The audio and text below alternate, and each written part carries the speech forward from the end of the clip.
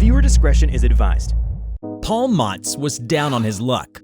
With mounting debt, he has no choice but to perform the ritual to summon the devil. For months, he had been lying to his friends and co-workers, luring them to his basement, and then killed them in cold blood. He then drained the blood from their bodies and burned them to ashes, as the ritual required a copious amount of human ash. God, I hope this works. It better.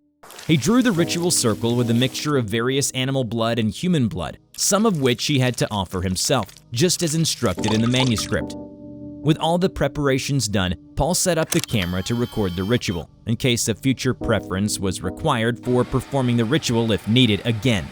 All right, the moment of truth. Alakazam, I summon you, demon. Please heed my call and grant me your presence.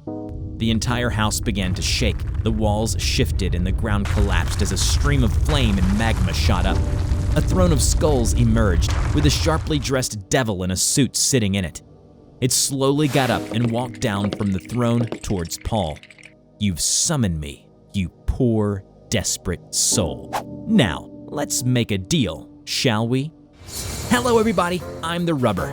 Today, we bring you SCP Foundation EUCLID Class Object SCP-3061. SCP-3061, also known as Reluctant Fiend, refers to a series of rituals used for the summoning of an anomalous entity, designated as SCP-3061-1. Documentation and information regarding 3061 are extremely scarce. 3061-1 is barely mentioned in historical documentation or religious texts, occasionally being mentioned as an obscure and lesser-known demonic being throughout Irish mythology and minor religions. While research shows 3061 texts to have existed in excessively larger quantities in the past, a majority of 3061 remain lost or will fail to function even when the ritual is performed accordingly. Such cases have been confirmed to be caused by 3061-1 itself. 3061-1 is described to grant those performing the rituals some form of wealth or abstract power, often in exchange for the souls of their own offspring. 3061-1 predominantly appears human in the presence of Foundation personnel, as a humanoid male in its mid-40s, measuring approximately 6 feet tall. 3061-1 on occasion will manifest bearing physical features of various animals. The most common including the legs of a mountain hare replacing its own and extended fingers resembling that of an lemur. It is also capable of creating highly detailed and realistic illusions, which it is able to interact with as if real. 3061-1 cannot manifest such illusions outside the parameters of the ritual circle it is summoned in. 3061-1 describes these illusions to be used for presentation purposes when interacting with those who summon it. 3061 was recovered in May 2008 in an undisclosed location in Massachusetts, United States. 3061 was located after local Foundation authorities detected nearby anomalous activity within a nearby house. The owner, Paul Motz, was found to have obtained a book containing 3061 and had killed several individuals for ritualistic purposes. Investigation showed several close acquaintances of the suspect to have aided him in the killings and had planned to use 3061-1 for their own personal gain. 3061 was contained and all suspects were taken into Foundation custody. You have risked a lot for the mere sake of summoning me here. You know that. And by the looks of things, you've been busy. So tell me, what did you summon me for? What could you possibly wish of me? Well, you see, I need a lot of cash. Like, lots of them. Well, that's pretty straightforward. You're not exactly the most creative type, are ya? I can do that. But you must exchange something for me in return. It then reached out with its hand. A ball of blue fire appeared in its palm. It contained a still image of a young boy. Is that Tony? Yes. You weren't prepared for such terms, weren't ya? I could come to another arrangement too, if you so desire. But it will… No, that's fine. It's perfect actually. I have another kid too. I can give you Christy as well if you want. Wait, what? The devil was flabbergasted. For a few moments it struggled to find its words, while Paul waited with excitement. The fire in its hand disappeared. You do realize that I'm asking for your child's life, right? Yeah, I get it, so no worries. Do I have to wake them up now, or will you just take them? Are you actually serious? What? I don't understand. For Christ, do you even know what you're doing? Just tell me, what sort of debt are you in to make you do this? Well, mostly for my car, and home utilities and whatnot. What does this have to do with anything?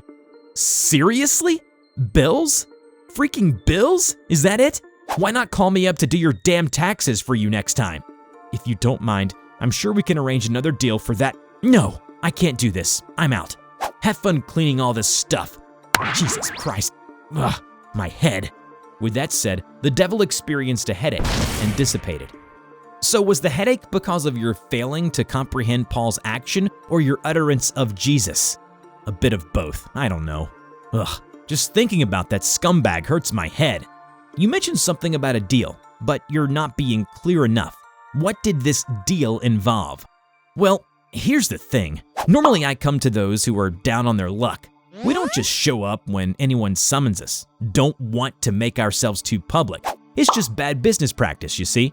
It's nothing special, I've been doing it for centuries, cause it's easy and straightforward. Got a quick background check on this guy before responding to the summoning? He had pretty much no cash, lost his job, and things were probably only gonna get worse for him. So I figure, nice, this guy will be easy pickings.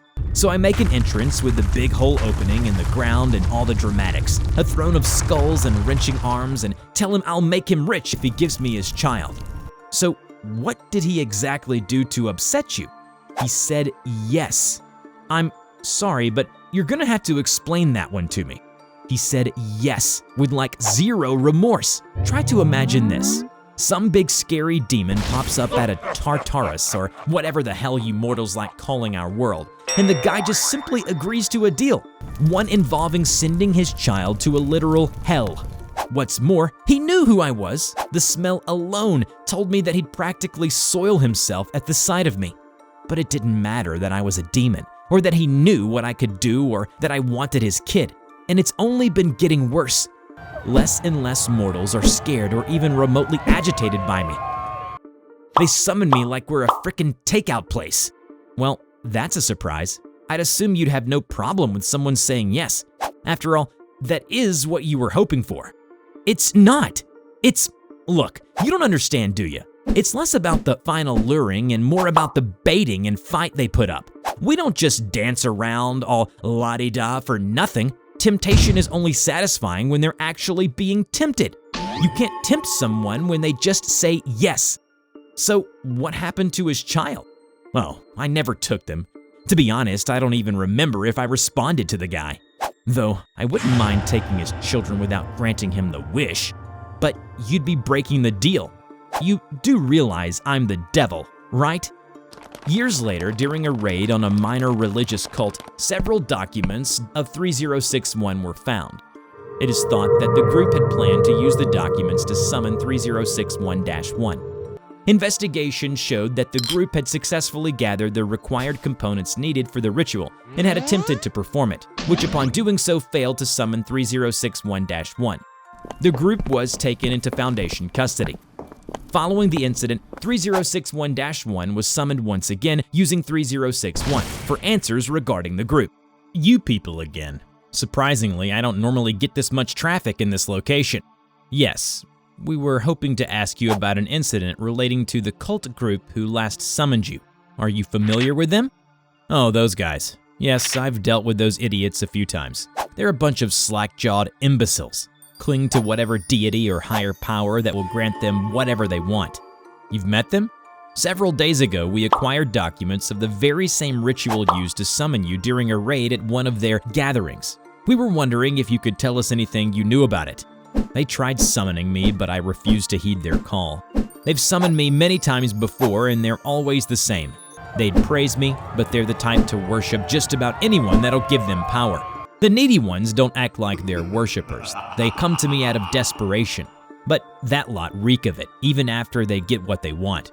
They're no dedicated cult or longtime worshippers of the lower planes. They don't take satisfaction in sacrifice.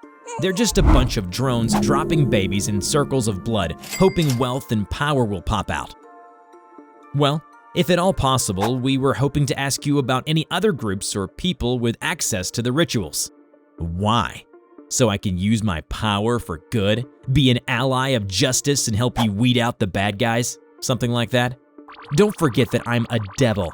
I've been on this plane longer than you mortals. I can tell a deal in the making when I see one. I know your game, and you know I won't be that easily swayed. So you're gonna help us or what? Whatever. I'm not just going to tell you about all the people that summon me, obviously, but I'm fine with helping weed out the ones who are majorly taking the piss. We can at least prevent certain groups from getting access to the ritual if you so desire. We will need your cooperation. Details regarding those you are summoned to and their locations would be extremely useful. Well, as far as identities go, I'm not helping you with that. Information gathering isn't my area. I can't do something like that without majorly stepping over the boundaries of some pretty big names. I can give you brief info like group titles, though that's nothing special. As for locations, I can keep it as brief as a basement in North Carolina or somewhere in Toronto, but that's all I'll say. That will do. We can arrange the rest of the details ourselves. We can even plan out an appropriate basis for when to contact you if you wish, so we can exchange information. As for fulfilling our end of the deal, we have huge batches of men and women. We call them D-Class. A bunch of criminals on death rows, ex-cons, you get the picture. Just the lowlifes of the earth. Does that suffice? Did you really just offer me a frickin' deal? 3061-1 agreed to the arranged terms shortly after.